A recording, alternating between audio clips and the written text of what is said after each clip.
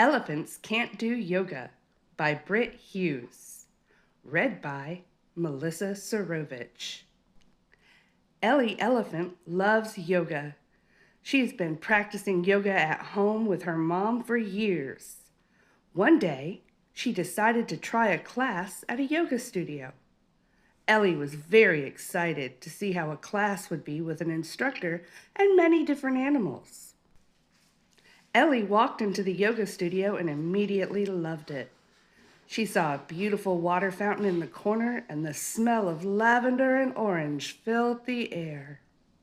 The yoga studio owner greeted Ellie with a warm, soft smile.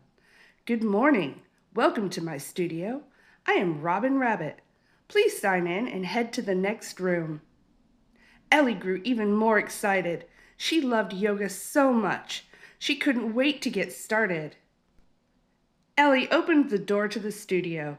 The room was almost full of other animals sitting on their mats talking before class. Ellie grabbed her mat and found a perfect spot, front and center.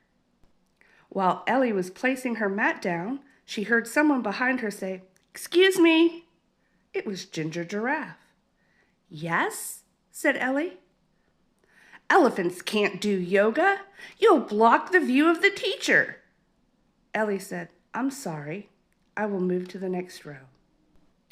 Ellie started to lay her mat down in the second row, and she heard a soft voice say, "Excuse me." It was Mary Mouse. "Hi," said Ellie with a smile. "Elephants can't do yoga. Your nose is so big, it will cause you to fall over right on top of me." This made Ellie sad. She knew she wouldn't fall, but she said sorry and moved her mat to the back of the room. Ellie wasn't feeling excited anymore. Soon Robin Rabbit walked in and greeted the class. "Good morning. Today we are going to change our routine. Everyone turn and face the back of the room. I will teach from this direction so everyone can see their poses in the mirrors." Now Ellie was back in front of the room. She was happy to be so close to the teacher and able to see her clearly. Ginger Giraffe and Mary Mouse were grumbling that they couldn't see. Ellie moved to the side a little and then decided it was time to focus on Robin Rabbit. Class started, and Ellie was doing great. Her tree pose was strong as an oak. Her wheel pose was so round she thought she might roll away.